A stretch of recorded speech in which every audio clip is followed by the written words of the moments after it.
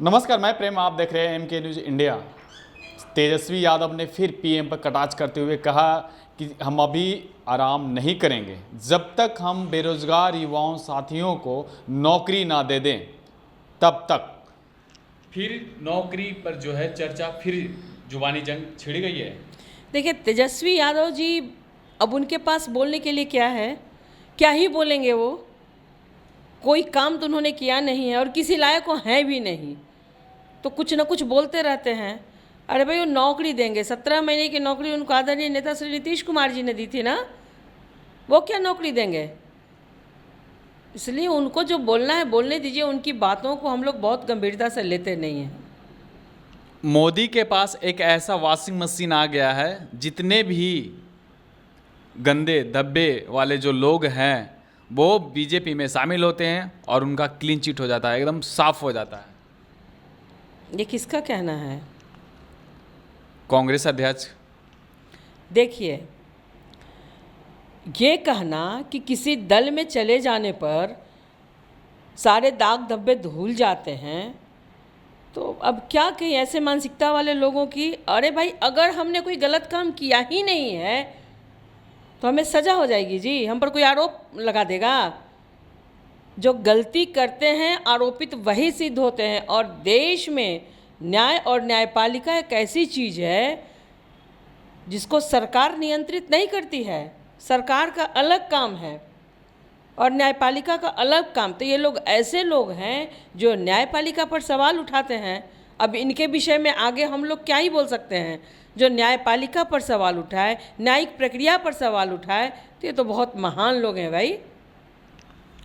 नीतीश कुमार को hijack BJP ने किया है, इसीलिए जो है उनका जो मानसिक संतुलन है जो खो गया है, इसीलिए कभी भी कुछ बोल जाते हैं। मानसिक संतुलन तो उनका खो गया है। उन्होंने क्या कहा था? 32 साल का नौजवान है, मंच से कहता है अगर इंडिया को नहीं वोट देंगे तो एनडीए को दे दीजिएगा। उस समय उनका मानसिक संतुलन कहाँ था? नीतीश कुमार जी अच्छों का मानसिक संतुलन बिगाड़ देते हैं। ऐसे नेता हैं ना, उनकी भाषा इनके जैसे लोगों को समझ में आएगी।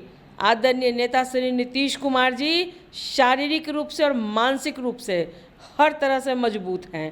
अरे भाई, एक दिन में इस उम्र में भी 4-4, 5-5 सभाएं कर रहे हैं, ऐसे ही सभा कर दे रहे हैं। मानसिक संतुलन तो उनका खराब है, हार की बौखलाहट में। राजद नेता ने भी इलेक्शन कमीशन को गुहार लगाई है कि जो आने वाले 4 तारीख का जो है उसमें है किसी तरह का धांधली ना हो, इसके लेकर के जो है प्रशासन अलर्ट हो जाए, इलेक्शन कमीशन सुधर जाए। अरे भाई, अब वो इलेक्शन कमीशन को सुधारने की बात करते हैं। ये काम सरकार का नहीं है, ये काम इलेक्शन कमीशन का ही है। और निर्वाचन आयोग पर सबका भरोसा और विश्वास है, हमें तो भाई है। अब ये खुद वैसे लोग हैं जो सत्ता में आने के बाद जब इन्हें मौका मिला, केंद्र में कांग्रेस को और राज्य में 90 के दशक में राष्ट्रीय जनता दल को, दोनों एक दूसरे के सहयोगी हैं, परिवारवादी लोग। तो जब इन्हें मौका मिला तब इन्होंने अपने शासन में जो काम किया था वही समझते हैं कि सब कोई कर रहा है।